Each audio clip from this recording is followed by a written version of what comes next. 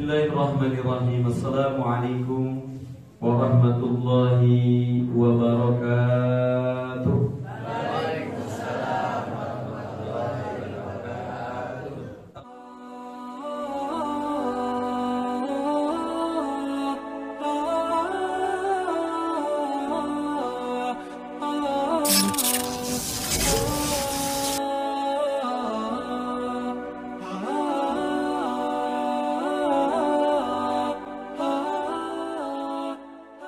Alhamdulillahilladzi farada 'alaina as-salata was-siyam wa hadana ilal imani bihi wa dinil Islam wa salatullahi wa minhu salam ala al-Mustafa Rasulillah Muhammadin khairil anam wa ala tabi'in wa man tabi'ahum bi ihsanin ila yaumil qiyamah. Asyhadu an la ilaha illallah wa asyhadu anna Muhammadan 'abduhu wa rasuluhu la nabiyya ba'da. Allahumma salli wa sallim ala sayyidina Muhammadin al-bashiri wan nadhiri alladhi tanfatihu bihi abwabul khairi wa tanbariku bihi abwabul syarri wa ala alihi al-athari wa ashabihi al-akhyari bi rahmatika ya arhamar rahimin. Allahumma inna taifun fakawi fi ridhaka rabbana wa khudh ilal khairi binasiyatina waj'alil islam muntaha ridhaina. Allahumma inna taifun fakawwina wa inna dhalilun fa'izzana wa inna thaqilun farzuqna wakfina bihalalik an haramik wa bidu'atik amman siwak. Allahumma rabbi zidna ilma warzuqna fahma birahmatika ya arhamar rahimin. Amin ya Allah ya Rabbal. Alhamdulillah, puji syukur kita panjatkan kehadirat Allah Subhanahu wa ta'ala. Selalu kita mendapatkan karunia nikmat dari Allah, baik dalam keadaan nikmat panjang umur, sehat walafiat, maupun nikmat yang paling agung, nikmat yang paling mulia dalam keadaan nikmat iman dan nikmat Islam. Terlebih kita diberikan nikmat oleh Allah di pagi hari ini, dan mudah-mudahan hingga akhir ayat kita diberikan nikmat oleh Allah untuk bisa selalu hadir dalam majlis-majlis mulia seperti ini. Majlis-majlis mulia dari guru-guru kita tercinta, dan semoga dengan sebabnya kita menghadiri majlis, sebagaimana janji daripada Allah, Allah akan mengampuni dosa-dosa kita. Binatang yang ada di laut, ikan, terbon, udang, semua memintakan ampun kepada orang yang menuntut ilmu. Semoga ampunan itu dapat dari diri kita. Jutaan ribuan malaikat yang diciptakan oleh Allah ketika masuk bulan Ramadan, keistimewaannya adalah malaikat-malaikat tersebut memintakan ampun kepada mereka yang berpuasa di bulan Ramadan. Terlebih di saat mereka menghadiri majelis ilmu, maka malaikat itu akan berseru dan memintakan ampun kepada Allah Subhanahu wa ta'ala. Semoga kita mendapatkan ampunan dan rahmat dari Allah Subhanahu wa ta'ala. Kita mendapatkan keberkahan dan kemuliaan, dan diangkat derajat kita dan keluarga kita, ahli kubur kita, dan menjadi kebahagiaan, kesenangan kita di dunia dan di akhirat. Yang sakit di antara kita disembuhkan oleh Allah Subhanahu wa ta'ala. Yang punya hutang di antara kita diberikan rezeki yang halal, yang barakah untuk melunasi hutang-hutangnya. Dan siapapun yang punya hajat dihadiri majlis ini, dengan menghadiri majlis ini hajatnya dikabul oleh Allah Subhanahu wa ta'ala. Yang punya usaha, usahanya diberikan kelancaran oleh Allah Subhanahu wa ta'ala. Yang punya pelanggan, pelanggannya diberikan kepercayaan oleh Allah Subhanahu wa ta'ala.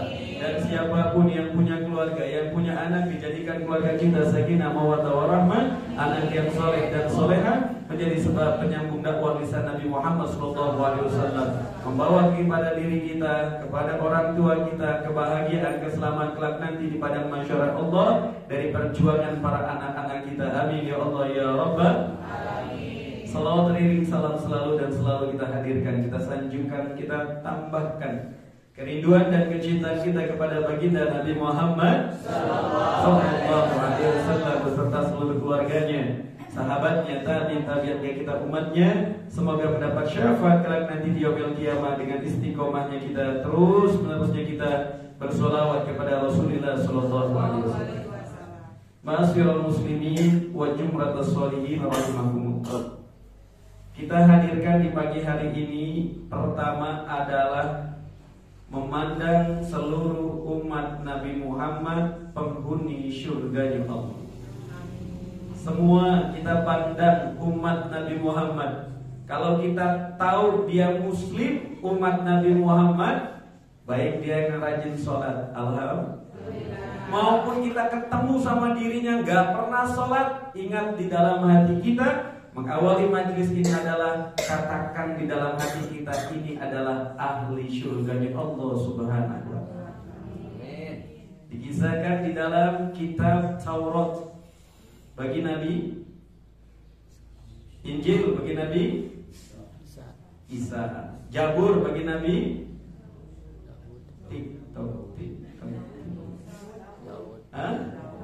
Pelajaran apa itu? Dulu masih sekolah kan ada itu pelajaran. Anak-anak sekarang pada bengong tuh, nggak ketemu pelajaran ini. Nggak ada pelajaran. Ya bang. Dulu pelajaran apa itu? Agama, PAI. Ya, pendidikan agama Islam. Oh, SD itu pertemuan. Pelajaran SD. Kitab Injil bagi Nabi Isa, kitab Zabur bagi Nabi Daud, kitab Taurat bagi Nabi Musa, kitab Al-Quran bagi Nabi Muhammad sallallahu alaihi wasallam. Apa enggak Pak? Belajarnya apa? Alhamdulillah. Ibu-ibunya aja bohong. Buat tahu itu. Ya, lupa.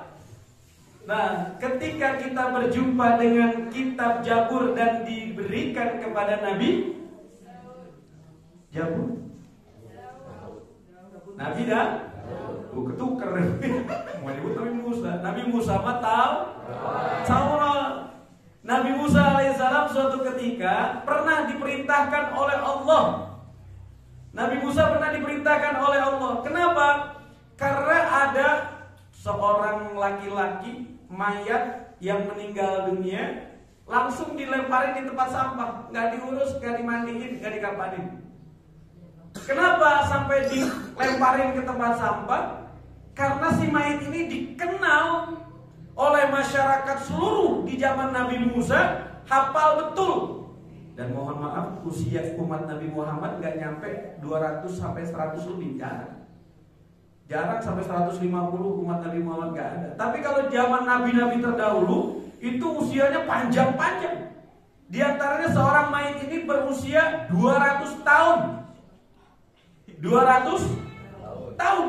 200 tahun dikenal oleh masyarakat, oleh kaum Nabi Musa alaihissalam, bahwasanya ini orang selalu berbuat maksiat, selalu berbuat zina, selalu merampok, selalu berjudi, pokoknya jelek, ahli neraka aja di pandangan daripada kaum Nabi Musa saat itu. Sehingga ngapain diurus kayak gini? Ngapain diurus? Gak usah. Memang diketahui juga oleh Nabi Musa bahwasanya, ya Allah, ini orang udah dikenal. Nabi Musa sendiri tidak memahami kenapa Allah memerintahkan kepada Nabi Musa untuk mengurusnya, mengkafaninya, menyolatinya, menguburkannya. Karena Allah Subhanahu wa ta'ala berfirman kepada Nabi Musa, ya Musa, betul dia selama 200 tahun melaksanakan dosa-dosa besar kepada melarang daripada melakukan larangan yang aku larang kepada kau. Kemudian apa kata Allah Subhanahu wa ta'ala? Tetapi di detik-detik akhir sakaratul mautnya, ketika dia membaca kitab Taurat, ia membaca ada kalimat Muhammad sallallahu alaihi wasallam, Sayyidina Muhammad. Ketika ia menyebut nama itu, kemudian ia bersolawat, dia mengucapkan kalimat rindu kepada yang bernama Sayyidina Muhammad. Maka aku katakan kepadamu, ya Musa, kata Allah Subhanahu wa ta'ala, siapapun yang mencintai kekasihku, maka aku akan mencintainya. Maka di saat itulah orang yang udah lupa kepada Allah, jauh daripada ajaran Nabi Musa, tapi ternyata ketika ia membaca kitab Tauratnya Nabi Musa, ada tulisan Sayyidina Muhammad, ia sambungkan dengan rasa rindu, rasa cinta, kepengen ketemu. Siapa itu Sayyidina Muhammad?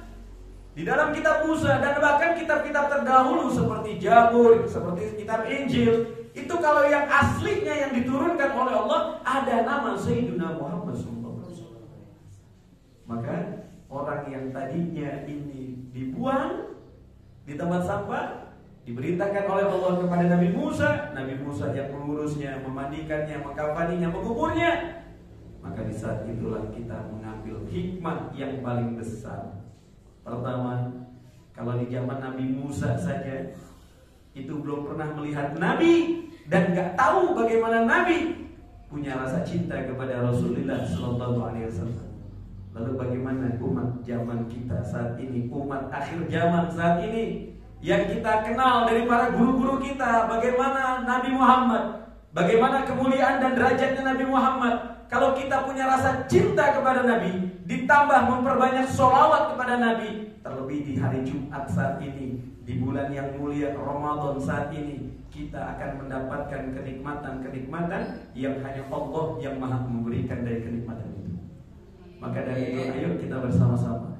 Kalau yang dinobatkan sebagai ahli neraka saja bisa berubah dalam sakaratul mautnya menuju surga dan menjadi ahli surga, lalu bagaimana dengan kita yang berjuang untuk menang agar kita bisa menjadi ahli surganya Allah? Maka mulai sekarang saat ini terus jangan pernah kita bosan untuk berjuang menjadi pemenang menuju surganya Allah bersama Nabi Muhammad SAW.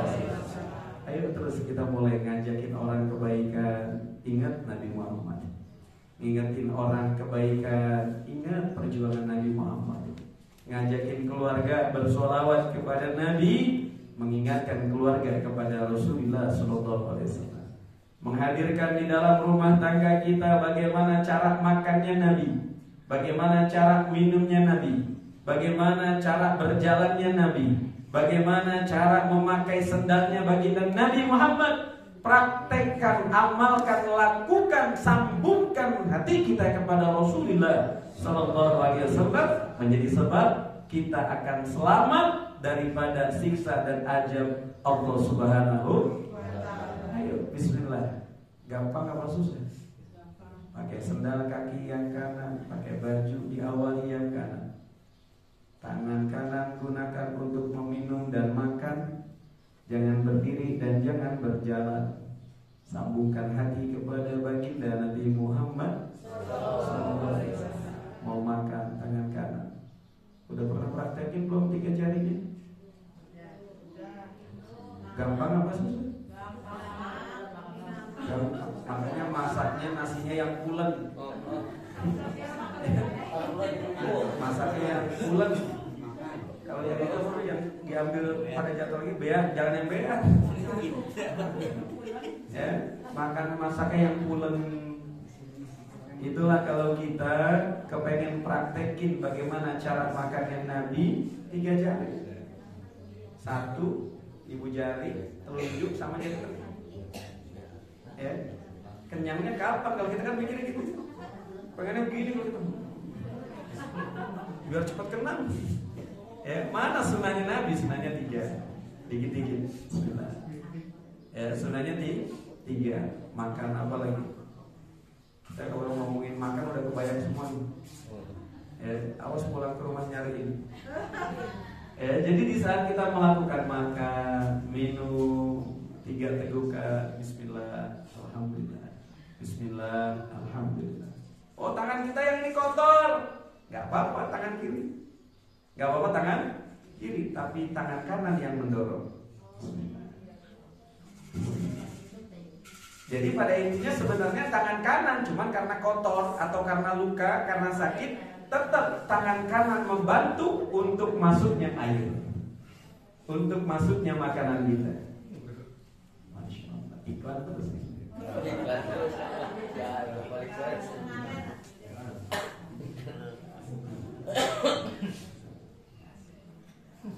Wallahu a'lam.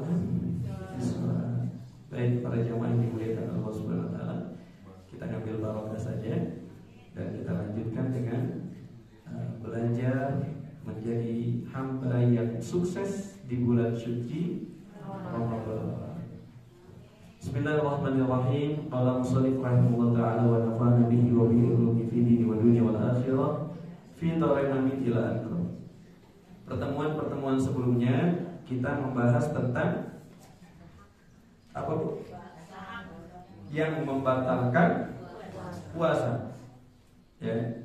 Yang membatalkan puasa diantaranya adalah memasukkan sesuatu ke dalam mulut. Kemudian yang kedua memasukkan sesuatu ke dalam hidung. Yang ketiga memasukkan sesuatu ke dalam telinga. Ya. Itu adalah bagian daripada yang membatalkan puasa. Nah, kemudian yang berikutnya, mohon maaf ini majelis mulia, tapi kami perlu sampaikan atau kami perlu bacakan. Dan mohon ini adalah majelis mulia, jangan sampai dibuat gurau, dibuat bercanda, atau dibuat sesuatu yang kering. Dan ini mohon diperhatikan dengan baik karena memang untuk bab yang satu ini kita harus memperjelas dan fokus dengan hukum syariat, bahwasanya begitulah caranya hukumnya untuk mengetahui batal dan tidaknya ketika kita suami istri. Yang membatalkan puasa bagi suami istri yaitu ketika bersenggema, melakukan hubungan suami istri di waktu siang. Ya, di waktu siang. Itu akan membatalkan puasa. Nah, ini perlu dipahami, yang dimaksud bersenggama adalah jika seorang suami telah memasukkan, mohon maaf ini majelis mulia, semua bagian kepala kemaluannya ke lubang kemaluan sang istri dengan sengaja dan sadar kalau dirinya sedang berpuasa, maka saat itu puasanya menjadi batal. Dalam hal ini tidak ada beda antara hubungan yang halal apalagi yang haram, subhanallah, seperti zina dan lain sebagainya. Atau subhanallah memasukkan, ini majelis mulia, memasukkan lewat lubang belakang, naudzubillah, seperti layaknya binatang, subhanallah, ini majelis mulia. Baik, adapun bagi sang istri, biarpun yang masuk ke dalam semua bagian kepala kemaluan sang suami, mohon maaf, asal sudah ada yang masuk dan melewati batas yang terbuka saat jongkok, nah itu ibu-ibu yang tahu, maka saat itu puasa sang istri sudah dianggap batal. Ya, sudah dianggap batal. Batalnya bukan karena bersenggama, akan tetapi batalnya karena memasukkan sesuatu ke lubang kemaluan dengan sengaja. Nah, ini yang perlu diperhatikan, mohon maaf, yang seperti dicontohkan oleh guru mulia kita, bahwasanya yang dimaksud oleh seorang laki-laki khususnya, ya, yaitu ketika kemaluan dari ujung sampai dengan sini. Nah, ini udah masuk ke dalam. Nah, itu berarti batal puasa. Tapi kalau belum masuk, itu nggak batal. Ya, mohon maaf ini majelis mulia. Jadi kalau belum masuk itu nggak batal. Tapi kalau semua bagian kepalanya masuk, maka itu batal. Oleh karena itu pernah suatu ketika, nah ini subhanallah dicontohkan, baginda Nabi betul-betul kepengen umatnya itu jangan melakukan dosa. Pernah suatu ketika Rasulullah SAW, namanya pengantin baru, ya Bu ya, pengantin baru nikah 2 hari, Ramadan. Nah, ceritanya ini di zaman baginda Nabi ada yang melakukan hubungan suami istri di waktu siang. Kemudian dia lapor, ya Rasulullah, aku nggak kuat ya Rasulullah. Kenapa kata Rasulullah? Di bulan Ramadan. Iya, aku nggak kuat ya Rasulullah. Iya, nggak kuat kenapa? Aku melakukan hubungan suami istri ya Rasulullah. Enggak, mungkin kamu cuma hanya bercumbu saja. Maksudnya cuma kis-kisan aja. Enggak ya Rasulullah, aku enggak, mungkin kamu. Terus Rasulullah sampai terus Rasulullah udah jangan gitu, jangan dilakukan gitu. Kata Rasulullah itu maksudnya jangan sampai kau melakukan itu gitu. Enggak ya Rasulullah, enggak, mungkin kau cuma hanya iseng-iseng aja gitu. Enggak ya Rasulullah, aku melakukannya sampai segala macam. Akhirnya apa kata Rasulullah? Oh, kalau begitu kau kena denda. Kau harus membayar sekian.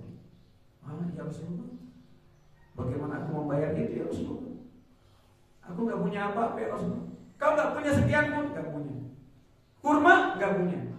Miskin ngelakuin dosa lagi. Ya.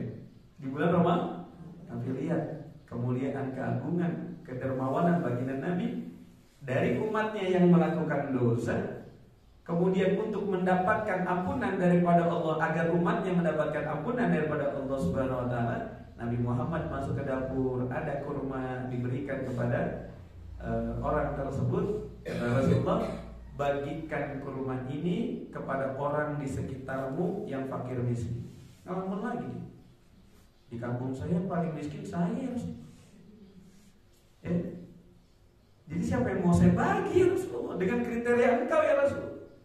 Udah kalau begitu bawa nih buat istri. Ya Allah. Artinya apa? Begitu perhatiannya baginda Nabi tentang waspada dan berhati-hatilah di saat kita di waktu bulan Ramadan melakukan hubungan suami istri.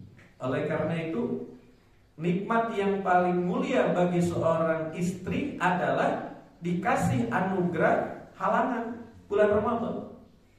Ya, dikasih halangan bulan Ramadan. Dan bagi seorang suami, disitulah bagaimana caranya bisa menahan di waktu siang. Kalau malam nggak apa-apa, kalau siang tahan. Makanya mendingan nongkrong di majlis.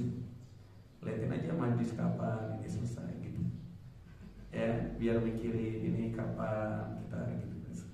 Artinya apa? Di saat kita di bulan Ramadan melakukan hubungan istri, suami istri, sadar, ngerti, paham, maka puasa kita dengan syarat ketentuan yang telah tadi kita sampaikan.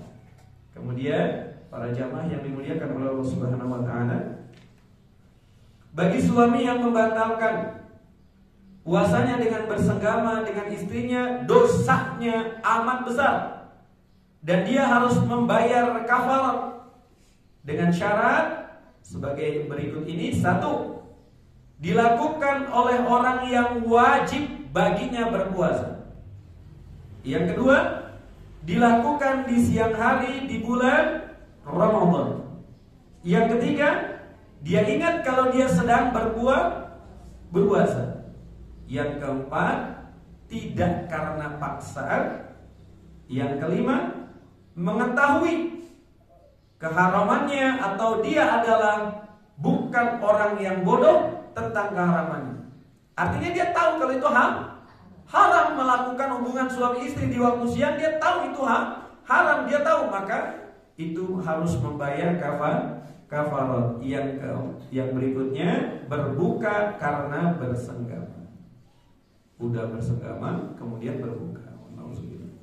Bagi orang tersebut dikenai hukuman. 1. Wajib mengqadha puasanya. Yang kedua, membayar kafarat, membayar hukuman. Ya. Apa kafarat bersenggama di siang hari di bulan Ramadan? 1. Memerdekakan budak. Kalau sekarang nggak ada. Ya. Kalau sekarang nggak ada yang namanya memerdekakan budak. Karena kalau zaman baginda Nabi itu budak aja dibeli. Ya. Nah, budak itu selama dia menjadi budak, ya dia kerjanya cuma kerja aja, nggak dibayar, nggak digaji. Budak namanya. Ya. Nah, beda dengan pembantu zaman sekarang. Kalau zaman pembantu sekarang kan ada gajinya. Kalau ini enggak, dia dibeli oleh majikannya. Misal si A punya majikan, punya budak. Nah, si A ini nggak punya duit, dijual nih budaknya kepada si C.